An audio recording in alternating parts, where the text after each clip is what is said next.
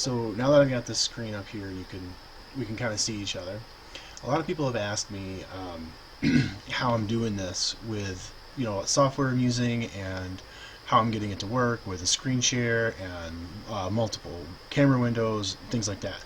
So I thought that I would like to, I told those folks, but I thought I would maybe make a video with a screen record and just kind of show what I'm using and how I set it up. It's very basic. I didn't get too deep into the program. There's a lot I can do that I'm not familiar with, but I thought that this might help some of other folks out there, share their ministry platforms or gaming or whatever you might want to use it for. So I am using the OBS program. You can see this up here right now running on the screen, and it's running my Bible program in the background beneath my camera. So first I'm going to go ahead and go over to my browser. I'm going to show you, all I did was I heard about this. I just searched OBS, Open Broadcaster Software. That's what we're looking at here. And this tab, I already have the site opened. So you can select what you need, Windows, Mac. I'm using a Windows version. So you can go ahead and you can just click on whatever version you need, download this software into your computer, and once that's in and set up, you can mix various devices and things like that on your computer. I have, on this screen here, you can see I have a color source. That's the gray background that you see behind the Bible software. Get that off of there. I have a mic, which is this mic right here, and you want to check your decibel levels and things like that. You can see my audio mixer down here. Put that back. The microphone is on top. The camera is on the bottom. The camera does not have a microphone on it, so I don't have to mix any audio. We're only running one channel of audio. And so I have those two things going. The video capture device, that is my webcam.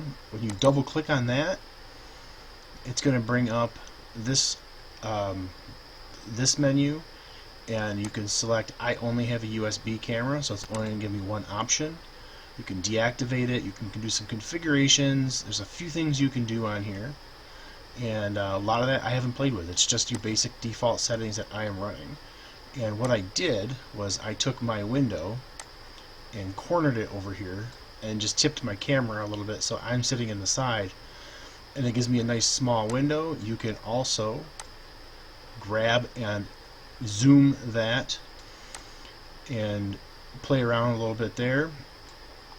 So that gives me a corner where I'm at in the screen, and then this window capture is this section here in the back. You see it highlighted by the red. So you're going to window capture.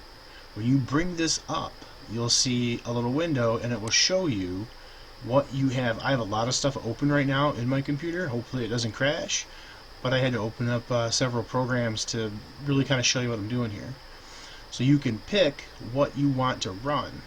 So if I want to show my Chrome screen, I can click that and it will show my Chrome screen. And that is my browser. If I want this window to show my Logos Bible software, I go down here to the Logos Bible software, I click on that, and there you go.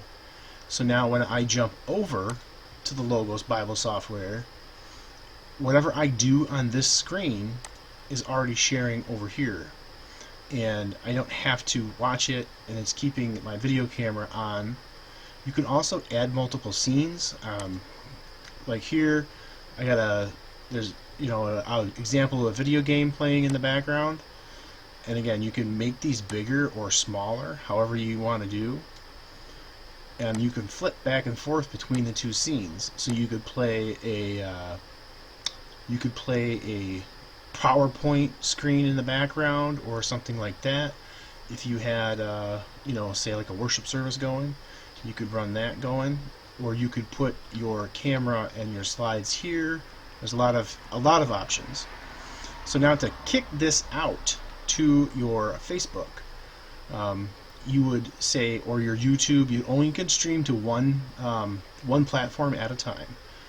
So you would just start streaming and you hit that and you would tell it yes, and then once that's going, I can go over here to my Facebook profile. I can go live video, and that's going to bring up our live video producer. Now you can screen share on Facebook Live, but you can't do, that I'm aware of, picture-in-picture. So this is something you need the OBS software for. So we're going to use a stream key, and since it's already set up, it's going to go ahead and bring that up for me automatically, because I'm using a persistent stream. We'll take a look at that in just a second. But as this gets rolling and catches up with my computer, you can see it's waiting for live video. It's going to take this feed. It's going to take this feed. I might have a problem with my stream key, and kick it out to here. So it looks like I do have a problem with my stream key, maybe. So that's not bad, because then we can do,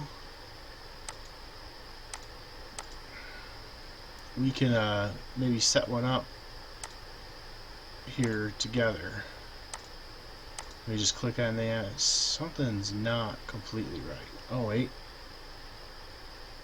no, still. I'll start streaming. Let's see what it says. I haven't had a lot of problems with this. I had some trouble figuring out how to get the audio mixing to really work properly, and I had some problems. Figuring out the stream key issues. That is here in your settings. It looks like it's starting to kick on. There it is. All right, so that kicks in with a stream key, and we'll look at that here shortly. So you would have your settings here on your video. This is the same as if you were running off your USB camera or your laptop camera. So you can title your video, you can say something about your video and put those in there. Pick your privacies, where you're going to share it. Once you're ready to go, this is not going to be playing live until you hit go live.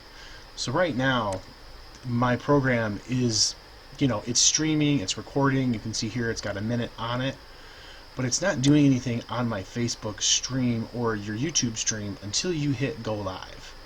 And we're not going to do that because we're not going to play this live on Facebook. But what we're going to do is show you how to do this key. We're going to grab a persistent stream key, and that will bring up these settings. Stop that.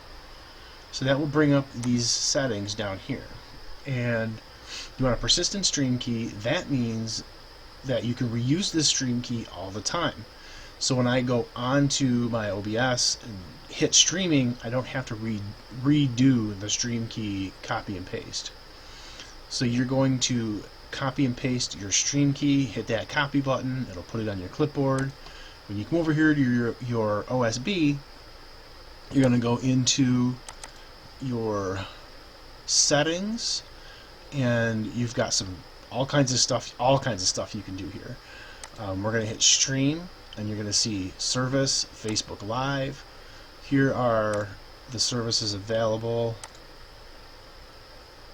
There it is: Twitch, YouTube, Facebook Live, Restream, Twitter, Periscope. So you're going to pick the service you're using. We're using Facebook Live. You're going to paste that stream key into here. And if you need help getting a stream key, you hit that button and it will help walk you through that process.